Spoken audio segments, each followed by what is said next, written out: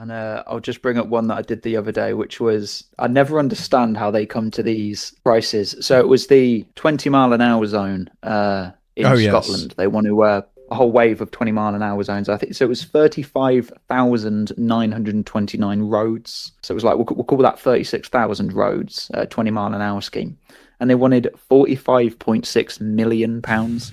That always gets me because I can't. You know what I mean? Like if we were to get everyone here in chat and if we were to basically do that, it would take a long time. But 45 million, would we split 45 million to put up a couple of, obviously, let's say that we agreed with the 20-mile-an-hour sign, right? Let's say it was something that we agreed with.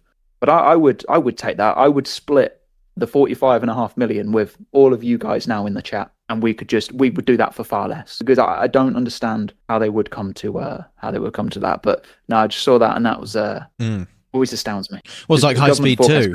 Yeah, because that didn't hit the budget. Obviously, that went way over budget, and that was one of the things which led to its downfall. Yeah, just slightly. But oh yeah, where's that money going? I wonder. 100%. You can double it when it comes to sort of any government forecast. You double it and then double the length as well. And it's 10 times in the case of High Speed 2. I'm pretty sure it's astonishing. RAF Scampton, where was it? It was when I did month. It was the bill went from. This is it. So it says so this was RAF Scampton, right? It says the initial price was set at £5 million, but it has now been upgraded to £27 million, right? So it's gone from 5 million to 27 million. This is RAF Scampton. And you can tell I find this hilarious because I used to watch, and I mentioned it in the video, but I used to watch Rogue Traders as a kid.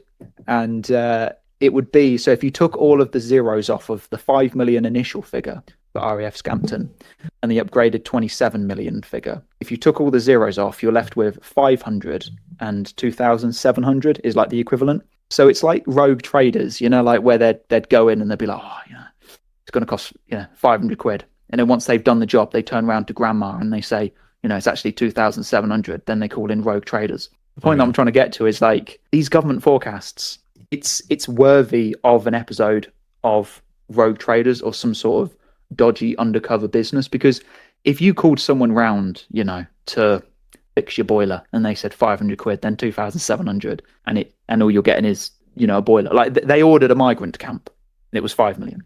And they were like, no, we'll do you a migrant camp, 27 million. Like, it's the same product. Awful. Yeah. I know, it's just when it comes to the government, they can't get enough of it. They just can't help themselves. Sorry, I'm just replying to someone in chat. Someone put, it was funny that the TV license people never got featured on Rogue Traders. Awful. They did have Dominic Littlewood. Wouldn't that would just be great? You remember Dominic Littlewood? I don't know if you remember. No, I don't. I don't know who that is, to be honest. Oh, it was like Scrappy Doo, little like bold guy waiting to go at you. He would like chase the dodgy businessman down the street. Like they'd rip off grandma.